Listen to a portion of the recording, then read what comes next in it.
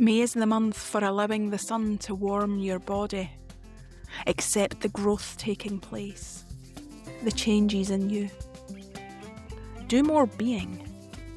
Be still, recline, watch nature enjoy the garden. Who's visiting? It is time of early fruition as more flowers open, ready to feed pollinators. What goodness are you feeding yourself? Think holistically about how you can love yourself more. In this episode, we learn 6 top tips for seed planting. The strawberries set fruit, and a har rolls in. Welcome to Biophilic. I'm Angela Wallace.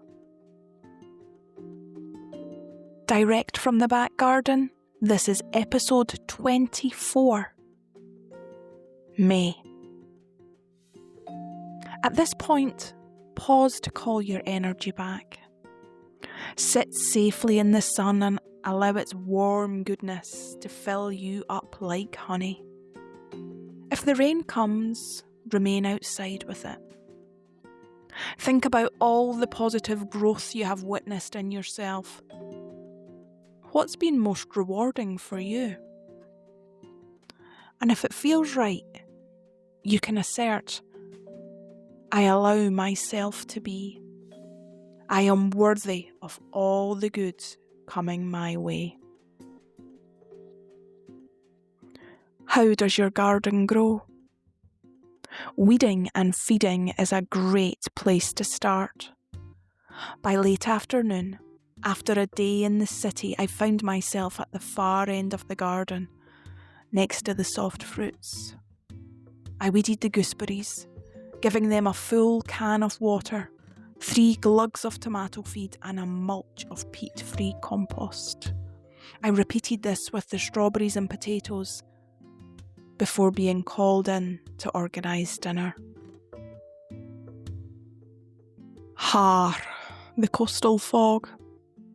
A threat which comes rolling inland. Here it is, burning off late in the day. Its beautifully disruptive qualities give us the chance to consider dandelions a bit more. I'm kindly nipping off their rounded, closed heads now. A quick snap. Otherwise, the summer heat quickens their seeding, which is not the goal. There are plenty of other flowers available to feed the insects, I tell myself.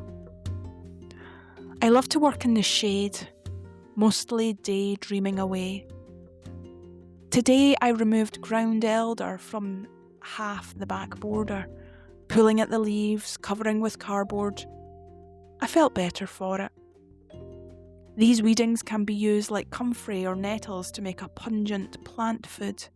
Simply fill a bucket with water, cover, setting aside for a few weeks until it is smelly and ready to use.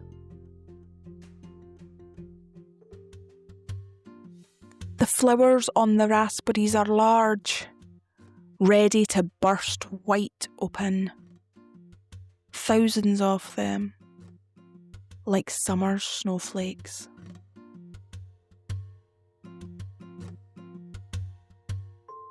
The main task I set myself today was to move the large pile of slates from the front step to the top of the back garden, next to the beds. Wearing gloves, slate can be sharp and quite dirty. I placed them pile by pile into the wheelbarrow. 3 trips it took. I swept up the leaves and cobwebs, returning them to their dry border. Leaves are like gold in your garden. Leaves are like gold in your garden, mostly, on the whole. 2 places you don't want leaves are a body of water, such as a pond or water trough, or in the wildflower meadow. Decaying leaves mean nutrients, which is great for mulching and feeding but bad for water balance.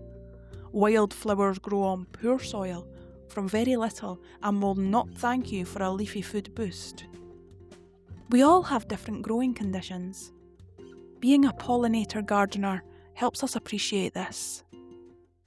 The ripe setting peach sky, this enjoyable evening ended a day of sheer garden. Time now to rest.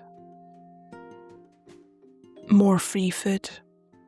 My neighbour over the fence planted a thornless blackberry. First I knew was when last year clusters of large juicy berries appeared next to the honeysuckle. Capitalising on this free bounty, I manoeuvred other stems to grow on the woodshed roof. The buds are nearly ready to open into so many flowers, gigantic and totally thrilling. The thrill of being a gardener is that you never truly know what surprises a day will bring. Mine brought early morning, super fast 100% germination of some perennial cottager's kale. How perfect and beautiful. 4-leaved clover-like seed leaves in purpley green. These seedlings herald a new beginning of perennial vegetable growing in the garden. 6 top tips for planting seeds. Clean the pots and containers. This reduces the risk of infection. Sow at the correct time of year. Check the back of the seed packet for information. Use seed compost because it has low nutrients and is the correct texture. Water well with tap water. There's less chance of contamination. Maintain the temperature. Between 18 to 24 degrees is ideal for germination. And last, but by no means least, germination can take anywhere from between 5 to 21 days on average. So be patient. Huge leaps. The time has come to release my collection of house succulents to the garden. They are all in need of repotting, dividing and moving on. It's a big job, but every big job begins with a first step. Step 1 is to move all the pots and containers neatly outside to the patio. The real job today is to clean down the greenhouse to make space for tomatoes. Sun Baby, Tigerella, Harbinger and Sunstripe varieties. A pivotal milestone in the gardening year. The pond has developed a healthy amount of duckweed, which the tadpoles are enjoying eating. It covers the surface, a sheet of green, feeding off nitrogen in the water. Those fallen leaves again.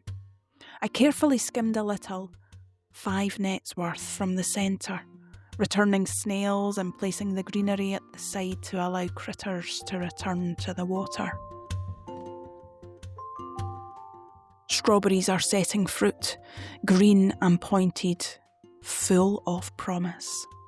I'm awaiting sun and rain to ripen and sweeten them. Now is the ideal time to cut back larger leaves, opening up airflow and allowing sunlight to reach the berries.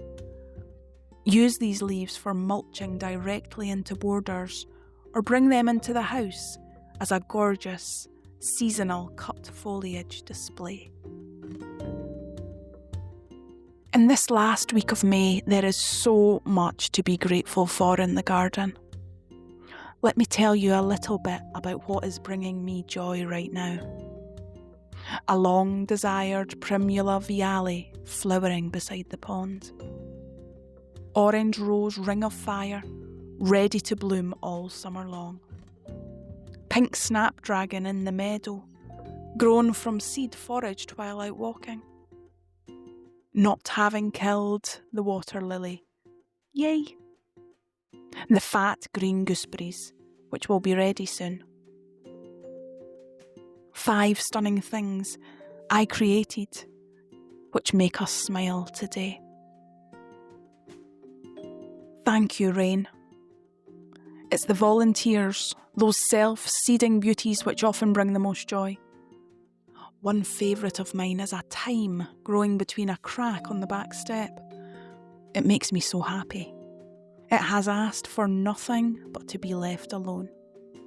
I'll occasionally take a few sprigs for roasting, preferring to watch bees hum over its thin leaves and tiny blue flowers. Today I witness raindrops drum their beat along it, like musical notes dancing before me. When it rains, the garden is laughing. I don't mind the rain. It serves an important purpose. What I struggle with more is feeling in control of all the growth. So fast, so quick, so green. My humble flesh and bone struggle to keep up. This is the point of acceptance. We're not supposed to control nature. She's nearing her peak. Let her be wild, unleashed, and unkempt. Having said that, 2 roses were planted here long before I arrived. They grow over the square topped arch which marks the end of the patio and the beginning of the garden proper. One rose is red and large, the other smaller and deep pink. Both are unscented floribundas, suffering black spot. Their efficient thorns enjoy biting into scalps, attacking as we walk past. So before work, I took the loppers and cut the straggling branches back to the main stem. A long overdue haircut, added to the dead hedge. Before we part today, let's say farewell to spring. 6 containers of potatoes are now topped, along with 2 rows in a bed. My task now is to water them regularly and feed with tomato food every 2 weeks. This is a lot of effort for a tuber that can be bought cheaply at the supermarket. There's a subtleness, though, to homegrown potatoes that I have yet to eloquently summarise in words. Their exquisiteness can be tasted off the plate, lightly boiled, eaten hot with butter and salt. The first of the decorative gourds have been planted in the courtyard next to the fig. Excitement brews in me to discover their form, shape, texture and uniqueness. But first, summer.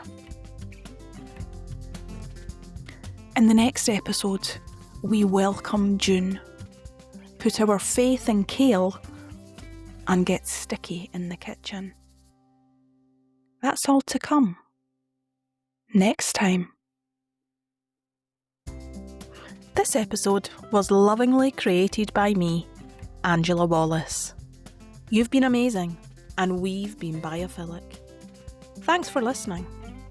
Tap follow, and I'll be back soon with a new episode.